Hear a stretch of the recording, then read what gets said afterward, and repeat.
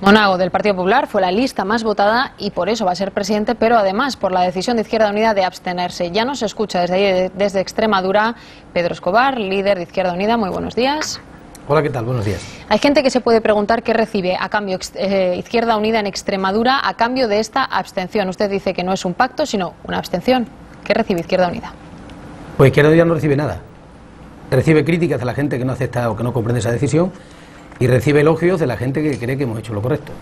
Pero en términos de pactos de gobierno, acuerdos, no recibe nada. Es decir, no veremos a nadie de Izquierda Unida en el Consejo de Gobierno, no veremos a ningún consejero de su partido político. Me sorprende solo que se pueda plantear la cuestión, pero vamos, eso se lo garantizo absolutamente.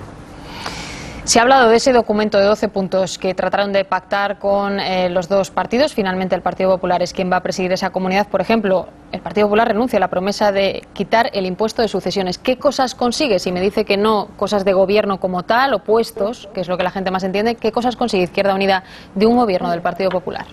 Bueno, más que esperar cosas del gobierno del Partido Popular, yo creo que la gente que ha votado a Izquierda Unida y los miembros de la militancia de Izquierda Unida han votado por un fin de ciclo, porque ha habido 28 años de gobierno ininterrumpido del Partido Socialista y Extremadura está como está, y entonces yo creo que los extremeños que han votado a Izquierda Unida, quizás no todos, pero muchos de ellos, y las bases de Izquierda Unida han votado para que se acabe un ciclo, han dicho no queremos más de esto y ponemos fin a este proceso, a este periodo.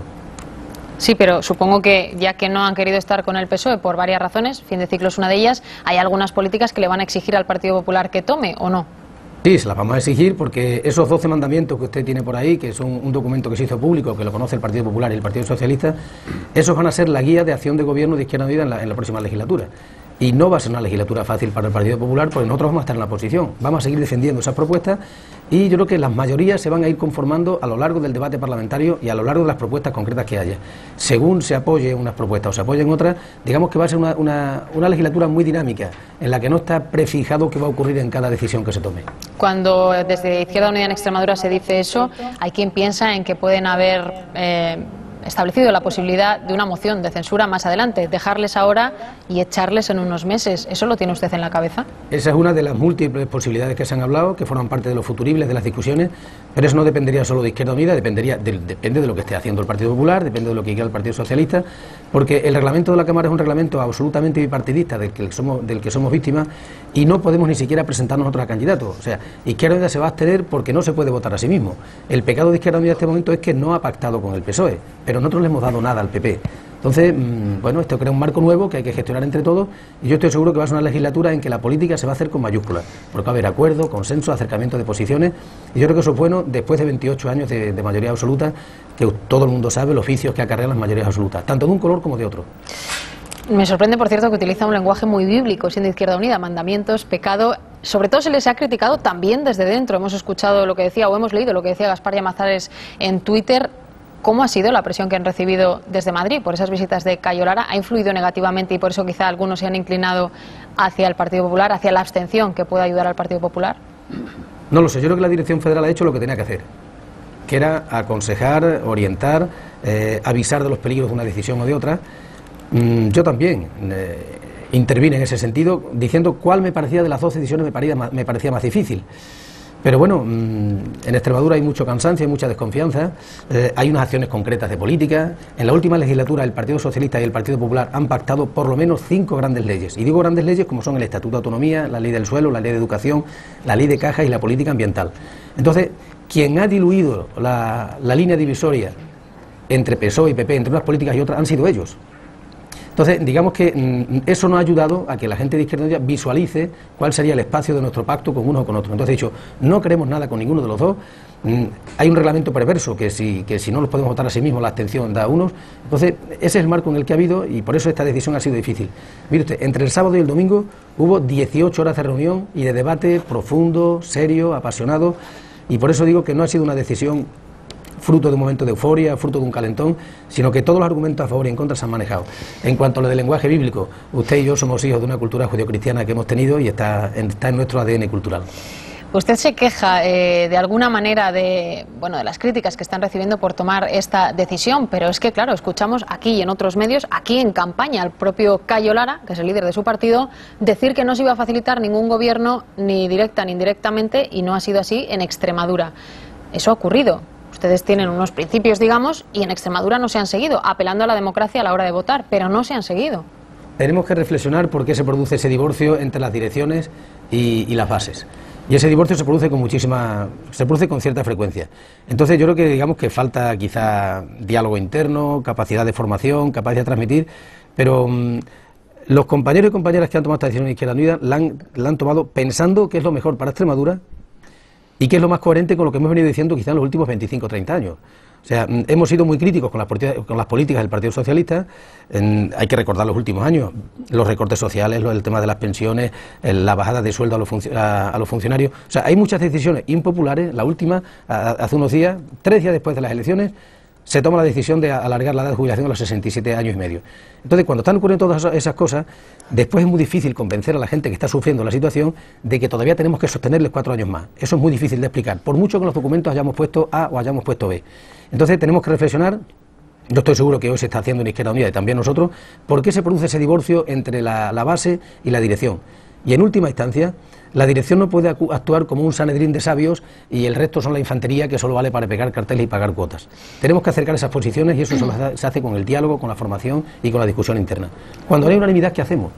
Cuando no hay unanimidad, la única forma es recurrir al debate, que es lo que ha habido. Le aseguro que ha habido un debate largo y profundo, como le he dicho, y tomar la decisión que sea respaldada por la mayoría. Ahora todo el mundo ve muy bien la democracia participativa, la horizontalidad, se critica las sombras de las cúpulas de los partidos, lo que han llamado partitocracia. Izquierda Unida se sale de esos moldes y también es criticada. Me parece un poco de hipocresía. Hábleme de las consecuencias en 2 sentidos, las que puede tener para Izquierda Unida en el resto de lugares, porque no se haya entendido esa decisión, y las consecuencias que pueden tener para ustedes, si pueden ser sancionados de alguna manera internamente, no sé si hasta con la expulsión. Dígame las 2 cosas. Voy a empezar por lo último.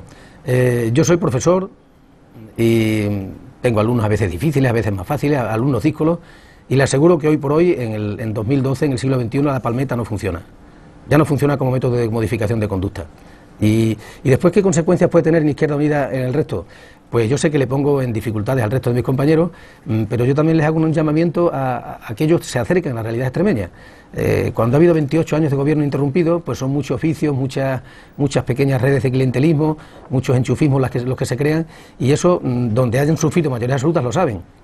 Entonces, también a mí me sorprende que ahora desde muchas tertulias se nos critica, en las tertulias en las que unos minutos antes se alaba la alternancia y la esencia de la democracia que está en la alternancia, en el cambio de quién gobierna esas cosas, y de pronto cuando la alternancia se propicia en Extremadura, pues somos los culpables de no sé qué males, ¿no?